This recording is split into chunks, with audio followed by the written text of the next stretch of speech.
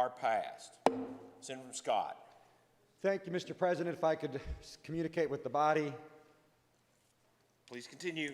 Mr. President, I want to communicate with the members to let them know to please remain in the chamber. We have bills to pass, and we are going to do so now. If you could please display the concurrence orders, sir. Madam Clerk, would you have the concurrence orders? They are displayed. Senator from Scott. Mr. President, I move that Senate Bill 1 with House amendments be taken from the orders of the day for concurrence or non-concurrence. Mr. Clerk, would you please report Senate Bill 1? Senate Bill 1, an act relating to school councils. Senator from Scott. Mr. President, please ask the clerk to report House Committee Substitute 1, House Floor Amendment 6, and House Floor Amendment 7. Mr. Clerk, if you would, please report House Committee Substitute 1, House Floor Amendment number 6, House Floor Amendment number 7. House Committee Substitute 1 to Senate Bill 1, House Floor Amendment 6 to Senate Bill 1, and House Floor Amendment 7 to Senate Bill 1. Senator from Scott. Thank you, Mr. President. I yield to the senator from Boone for explanation of House amendments and motions thereon. Senator from Boone. Thank you. Floor amendment, House Floor Amendment number 6 simply allows the site-based councils to use electronic means, Zoom and things like that, and also lets their elections be over a series of days rather than just one day. House Floor Amendment number 7 is language for the jurisdiction of Louisville, which basically keeps what they're doing in place. And the House Committee sub, that also is language for Louisville, plus it changes sick days a little bit, Mr. President, in that apparently teachers that got COVID were not allowed to use sick days, but teachers who were quarantined did, and this allows them to use up to 15 days, those teachers that were not allowed to do that. And then the original bill is in place. That's Senate Bill 1, which has to do, we talked about this before, about the role of site-based councils and the school boards, as well as it, and I forgot to mention this before, the Senate Committee sub has all the language of Senate Bill 138 in it. Move for adoption of the committee sub and House Bill Floor Amendments 6. Okay. Moves for adoption of House Committee sub. The matter before the body is adoption and concurrence with House Committee Substitute number 1. All those in favor say aye. Aye. Opposed? No.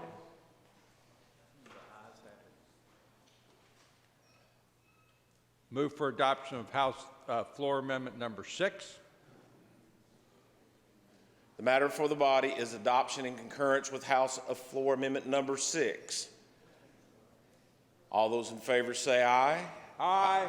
Opposed? Ayes have it. House Floor Amendment number 6 is adopted and concurred with. And I move for adoption of House Floor Amendment number 7. The matter before the body is adoption and concurrence with House Floor Amendment number 7. All those in favor say aye. Aye. Opposed? House Floor Amendment number 7 is adopted and concurred with. Madam Clerk, we do not have the notation that HCS 1, there it is. Senator from Scott. Thank you, sir. Thank you, Mr. President. Before I make my final motion, I would yield to the senator from Christian who wishes to speak on the matter. The matter before the body is final passage as amended and concurred with House Committee Substitute 1, House Floor Amendment 6, House Floor Amendment number 7. Any members seeking recognition? Senator from Christian. Thank you, Mr. President. I wanted to speak on the House Committee Substitute 1. I don't have a problem at all with the underlying Senate Bill 1. Voted for Senate Bill 1. I support and appreciate the effort of the senator from Boone in sponsoring Senate Bill 1.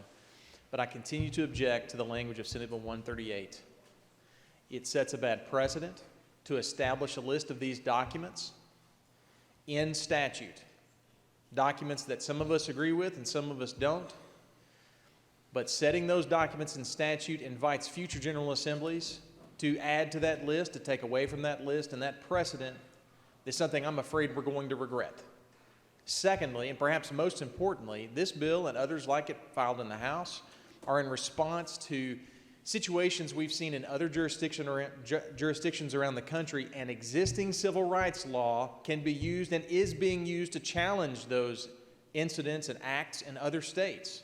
That is the answer and the solution to this, not this bill.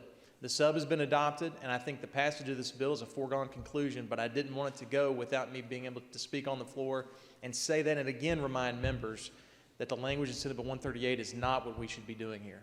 Thank you. Any other members seeking recognition for the purpose of question or discussion on the bill and amendments in concurrence? Senator from Fayette, 13. Mr. President, speaking against the bill. Please proceed. Mr. President, there's really not much I can add to the comments made by the Senator from Christian. I'll just note 2 points that I've made earlier when I voted against these bills. First of all, with regard to the original Senate Bill number 1, I certainly believe that the most important voice that can be heard when a child is in school is the parent's voice. And what Senate Bill 1 does is take away that parent's voice. I think that's going in the wrong direction. I think parents should have the ultimate say in terms of how their children are being educated. And what Senate Bill does with school councils is really delete the voice of the parents. I'm certainly opposed to that. As opposed to Senate Bill 138 and its guise as a critical race theory bill, again, I want to emphasize that critical race theory is not taught in public schools, and that what Senate Bill 138 does, in effect, is chill the teaching of education by teachers. Teachers are now going to be reluctant, be afraid, hesitate to say things that are very educational regarding our children. I think that is taking education in the wrong direction. I certainly hate to see that day, but that will be the effect of Senate Bill 138. For those 2 reasons, Mr. President, I urge this body to not concur with regard to Senate Bill 1. Thank you. Any other members seeking recognition? Senator from Scott, do you have a motion? Mr. President, I know there are people who want to speak on this bill. That's why we allow it to be done and explain your vote. And I move for final passage of Senate Bill 1 as amended in the House and concurred with in the Senate. Any other members seeking recognition? Senator from Jefferson, 19. Thank you, Mr. President. Speak against the bill. Please proceed. Mr. President, I know the hour is long today, so I will not go over all the points that have previously been mentioned. However, I do think it is important to note this bill now does contain Senate Bill 138, which is dictating curriculum in our classrooms, not something we should do in Frankfurt. But this does something else. We debated Senate Bill 138 here in the Senate. You've heard 2 members talk about it already today. What we have not discussed is what was put on the House in this bill. And what was put on the House on this bill is another piece of legislation specifically targeting Jefferson County. Because this committee substitute in the House states how often the Jefferson County School Board can meet. This is an elected body. These are elected officials who represent just as many people as the members of this body. And here we are from Frankfurt saying when they can and can't meet, arbitrarily setting limits. What if something comes up and they need to call a board meeting? How would we feel if Washington set limits on how often this body could meet? This is not something that was ever discussed as part of Senate Bill 1 in this chamber, and it is not something that should be in this bill. And I would encourage the members of this body to send the bill to concurrence so we can iron out those differences. Or conference committee, so we can iron out these differences. Any other members seeking recognition that has yet to be previously recognized? Senator from Boone. Thank you. Yeah, Mr. President, I just want to say a little bit about the legislation as a whole, Senate Bill 1, with the other bill put into it, and that is this. The senator from Jefferson is exactly right in that the amendment which came over from the House was put in by interest from Louisville, and I'm not really familiar with the different factions in Louisville, but I know for a fact it did come from Louisville. But the bill as a whole does this, and I think it's important that we remind ourselves of that. It gives our schools back to the community at large. The people who pay the bills, the taxpayers and parents, that's who this bill gives control to, the elected school board. It also gives control to the community with regards to curriculum. Historical documents, things like the Constitution and other historical documents, to not use those as a foundation for our education, I think is a big mistake. And this bill does not limit the teachings to just those documents, but it provides those documents.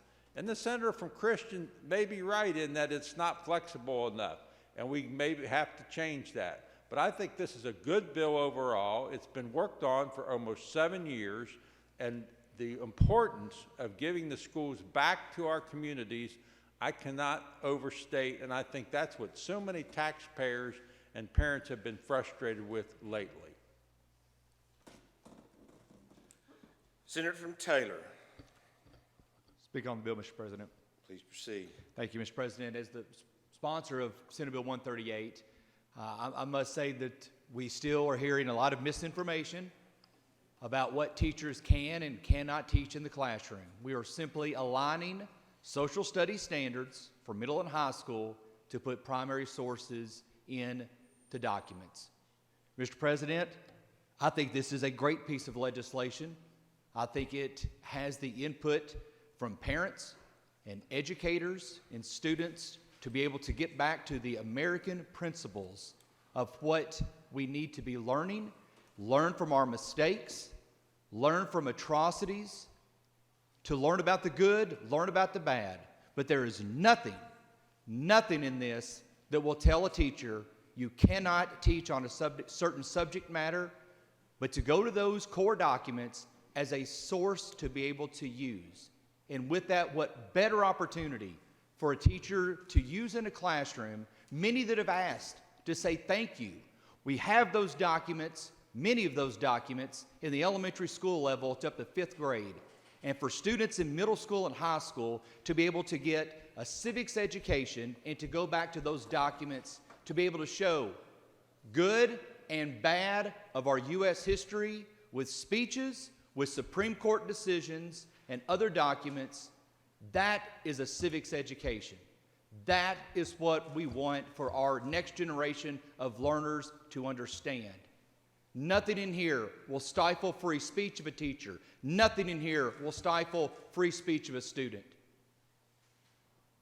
This is a strong bill. It's a bill that has been vetted. Members in here have voted already on 138. We've had that discussion already. But let's also not try to twist the truth of what the bill does and does not do. It's not a list of don'ts. It's a list also of opportunities to engage and educate our young people. Thank you, Mr. President. Senator from Jefferson 37, Speak on the bill, Mr. President. please proceed. Colleagues, what we have before us is not what was 138. It wasn't the same bill we discussed, and I just heard a mention about the changes that directly affects Louisville being from Louisville. My phone's blown up. I haven't heard the support for that. In fact, pure frustration for a micromanagement from this body through a committee without any real debate or understanding what it's doing, for us to limit the board meetings for an elected body who've been elected by as many constituents as any of us.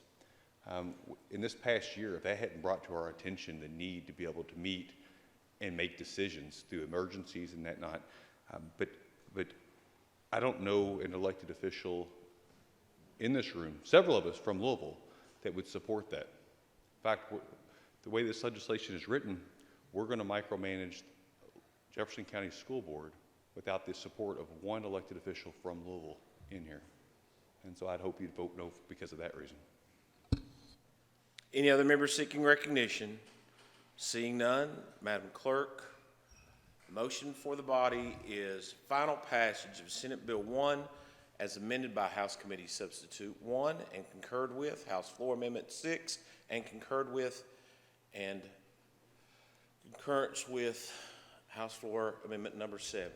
Please call the roll. Senator Alvarado. Senator Berg. Senator Carpenter. Senator Carroll. Senator Caslin. Senator Douglas. Senator Embry. Senator Girdler.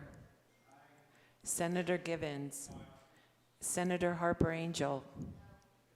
Senator Higdon. Senator Hornback. Senator Howell. Senator Kerr.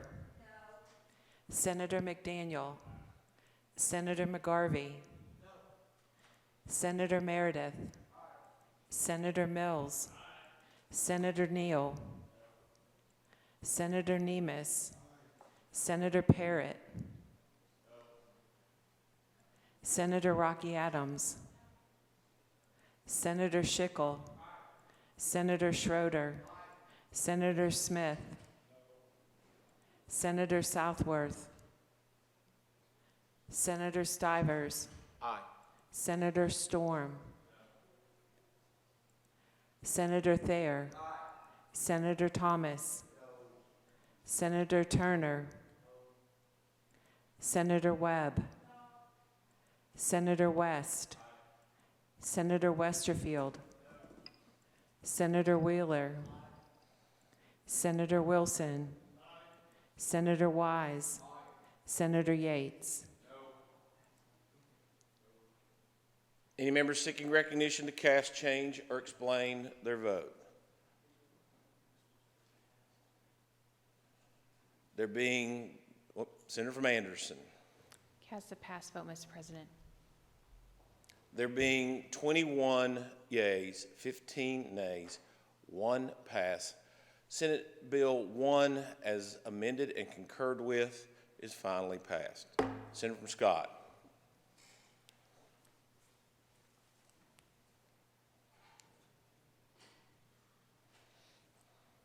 Mr. President, I move that Senate Bill 158 be taken from... Action Mr. on President, title amendment. there's a title amendment. Please ask the clerk to report House Committee Title Amendment 1 to House Committee Sub 1, House Floor Amendment 6, House Floor Amendment 7, to Senate Bill 1. Mr. Clerk, please report. House Committee Title Amendment 1 to House Committee Sub 1 to House